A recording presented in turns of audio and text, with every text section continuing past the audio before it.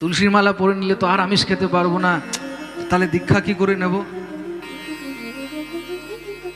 একবার তুলসীর মালা গলায় পড়ে গেলে যে বাবা তুলসীর মালা পড়লে তাহলে তো আর মিথ্যা কথা বলা যাবে না। ভাবো, মিথ্যা কথা বলার কত শখ, মানুষ মিথ্যা কথা বলতে গিয়ে তুলসীর মালা পড়তে চায় না।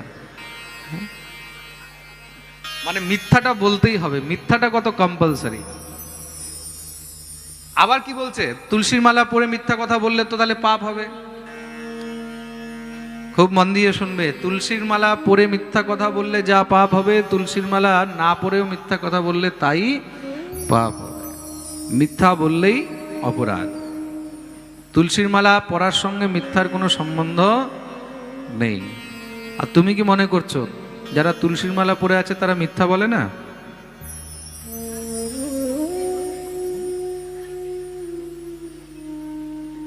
হ্যাঁ, যারা তুলসীর মালা পরে আছে তারা কি ধোয়া তুলসী পাতা?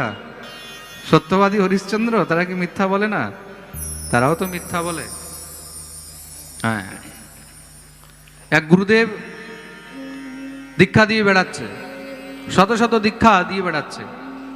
আমি বৈষ্ণব, আমি এই, আমি সেই, আমি এই জানি, সেই জানি, এই করছি, সেই করছি।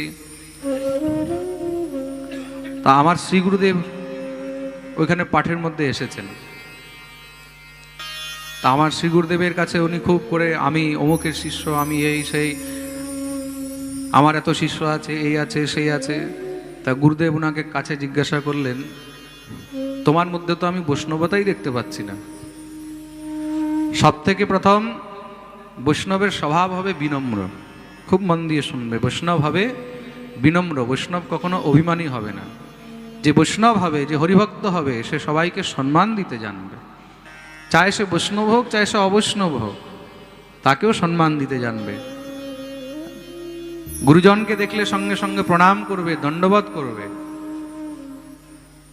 তোমার মধ্যে তো বৈষ্ণবতাই দেখতে পাচ্ছি না। তুমি যে গুরুগিরি করে বেড়াচ্ছ, তুমি নিজে জপ করো, আহ্নিক করো? হ্যাঁ হ্যাঁ আমি করি। তখন গুরুদেব জিজ্ঞাসা করলেন, আচ্ছা তা তুমি যে জপে বসো, জপে বসার সময় যে আসন শুদ্ধি হয়, আসন শুদ্ধি মন্ত্রটা বলো তো। বাস, বলতেই তো মনে হচ্ছে যে একদম সে কি পালাবে না কি করবে। যেই ব্যক্তি দীক্ষা দিয়ে বেড়াচ্ছে, সবার কাছে খুব উপদেশ করে বেড়াচ্ছে, সে এইটাই জানে না যে জপ করতে যদি বসতে হয় তাহলে আগে আসন শুদ্ধি করতে হয়। বলছে, আরে এটা তো আমি জানিই না। গুরুদেব বললেন, তোমাকে লজ্জা লাগে না? তুমি নিজে কিছু জানো না, হ্যাঁ পাপিষ্ঠ কোথাকার। তুমি নিজে কিচ্ছু জানো না, কোনো আচরণ নেই, আর তুমি মানুষকে দীক্ষা দিয়ে বেড়াচ্ছ। বিশ্বাস করবেন না, 15 মিনিটের মধ্যে ব্যাগ প্যাক করে সেখান থেকে একদম গায়েব। প্রেম সে বলো রাধে রাধে। তা সবসময় এটা মনে রাখবে যে কেউ তুলসীর মালা পরে আছে বা তিলক করে রয়েছে, তার মানে যে সে একদম ধোয়া তুলসী পাতা, তার কোনো গ্যারান্টি নেই। আমি পাঠে বলেছি না, সংসারের মধ্যে পাখণ্ডী অনেক ঘুরে বেড়াচ্ছে কিন্তু। হ্যাঁ, খুব মন দিয়ে শুনবে। পাখণ্ডা নিরতা সন্ত বিরক্তা সপরিগ্রহা। সাধুর বেশে পাষণ্ডী অনেক ঘুরে বেড়াচ্ছে। তার জন্য তুলসীর মালার সঙ্গে এগুলোর কোনো সম্বন্ধ নেই। আচ্ছা, অনেকে আবার এটাও জিজ্ঞাসা করে যে বাবা একটা কথা বলুন, তুলসীর মালা পড়লে তো আর আমিষ খাওয়া যাবে না। মানুষের এটাও টেনশন, তুলসীর মালা পরে নিলে তো আর আমিষ খেতে পারবো না, তাহলে দীক্ষা কি করে নেব? একবার তুলসীর মালা গলায় পড়ে গেলে, আমি বললাম কেন? বলে তুলসীর মালা পরে তো আমিষ খেলে পাপ।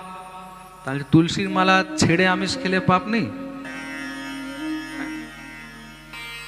তুলসীর মালা পরে আমিষ খেলে যা পাপ, তুলসীর মালা খুলে আমিষ খেলেও তাই পাপ। দুটার মধ্যে কোনো অন্তর নেই। খুব মন দিয়ে শুনবে। হ্যাঁ, কেউ যদি এটা মনে করছে আমরা তুলসীর মালা পরে নেই, এখন আমরা যা খাচ্ছি কোনো অপরাধ হবে না, তাও অপরাধ হবে। আগুন মানে আগুন। খুব মন দিয়ে শুনবে। আগুনের মধ্যে তুমি সোজা করে হাত দাও তাও হাত জ্বলবে, আর উল্টো করে হাত দাও তাও হাত জ্বলবে। বুঝতে পেরেছো তো? পাপ মানে পাপ, জীব হত্যাই হলো পাপ। তুমি তুলসীর মালা পরে খাও চাहे তুলসীর মালা খুলে খাও, পাপ সমান। তার জন্য কদাচিৎ কেউ যদি নিরামিষ শুরু না করতে পেরেছে, আমিষের মধ্যে রয়েছে, সে যদি তুলসীর মালাও পরতে চায় তাহলেও সে তুলসীর মালা পরতে পারে। খুব মন দিয়ে শুনবে, কেউ আমিষ ভক্ষণ করছে কিন্তু তুলসীর মালা পরতে চায়, তাও তুলসীর মালা পরতে পারবে। কেন? বলে না পরার থেকে পরাটাই বেশি ভালো। না পরেও তুমি পাপ করছো, তার থেকে ভালো পরে থাকো।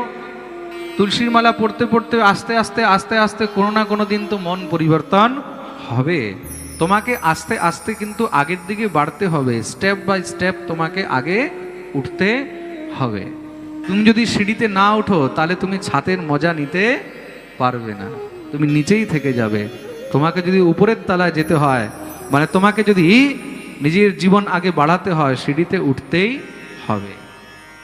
তার জন্য প্রথম তুলসীর মালা অবশ্যই পড়তে হবে, তিলকও করতে হবে। আস্তে আস্তে আস্তে আস্তে তখন এটাই চেষ্টা করতে হয়, যখন যখন তুলসীর মালা নিয়েছি, তিলকও পড়েছি, তখন আস্তে আস্তে যেন সব ছেড়ে দিই।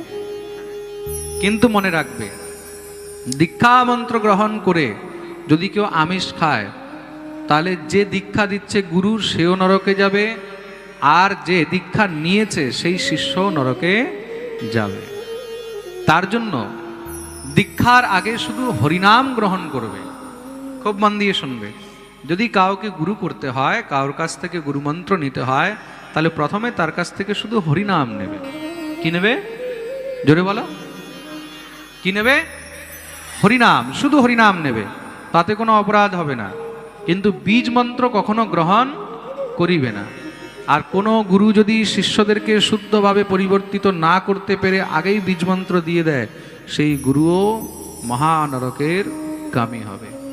খুব মন দিয়ে শুনবে, দীক্ষা নিয়ে যদি আমাদের জীবনে কোনো পরিবর্তন না হলো, বা দীক্ষা দিয়ে যদি গুরু শিষ্যকে পরিবর্তন না করতে পারলো, তাহলে এমন দীক্ষা নেওয়ার বা দীক্ষা দেওয়ারও কোনো লাভ নেই।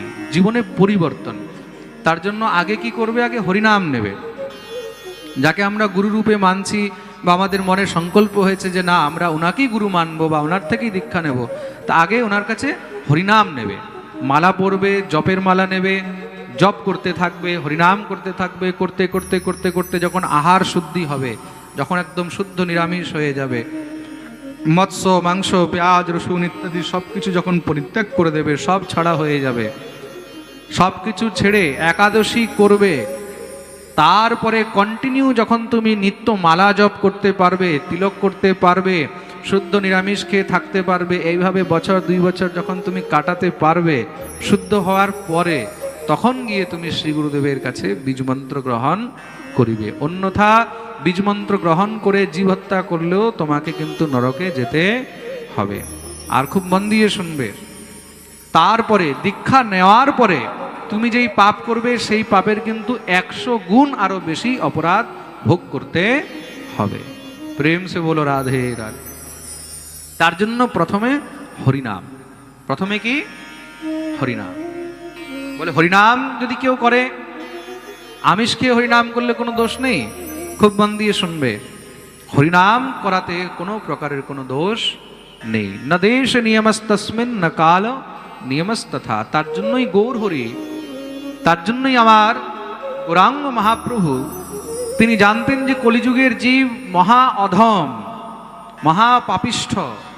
এই জীব কিভাবে উদ্ধার হবে, তাদের উদ্ধার কি করে হবে?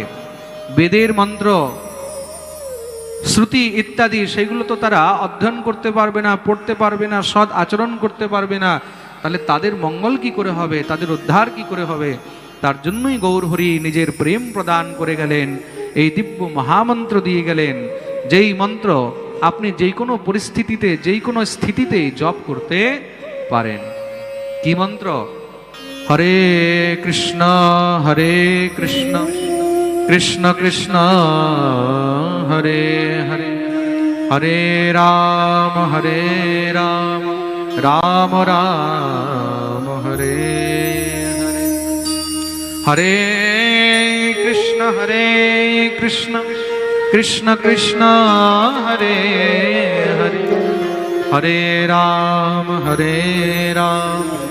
রাম রাম হরে